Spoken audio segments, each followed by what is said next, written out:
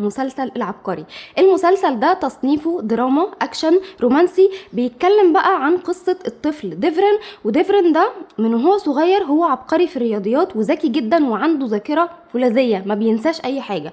فباباه بيكون نصاب كبير جدا وهو اسكندر، واسكندر ده بيستغل ابنه ديفرن ده عشان موهبته الفذة، بيستغله وبينصب من خلاله على الناس، بينصب على ناس كتير جدا. وبعد كده كمان بياخد ذهب مامته وبيسيبه هو واخواته ومامته، وبيروح يهرب مع عشيقته ايسل، وبيسيبهم سنين كتير طويلة ما يعرفوش عنه حاجة، لحد بعد كده ما بيكبر ديفرن وبيصبح ان هو حقق نجاحات كتير في دراسته. وبيكون اخوه بران الصغير اللي اتولد يوم ما باباه سابهم وهرب، وما كانش يعرف باباه ده خالص ولا يعرف عنه حاجة. ولما عرف عنه معلومة وعرف ان هو بقى غني، حب ان هو يروح ويتعرف عليه. ولما راح بران واتعرف على اسكندر، حب ان هو يعني اسكندر يستغله برضو زي ما استغل ديفرن اخوه، وبدأ ان هو يضحي بيه لدرجة ان بران ده اتقتل. فلما ديفرن بقى بيعرف الحاجات دي كلها، بيكون عايز ان هو ينتقم من باباه، وفعلا بيوصل له وبيحاول ان هو يخسره فلوس جدا، اولا عشان اخوه اللي مات بسبب باباه،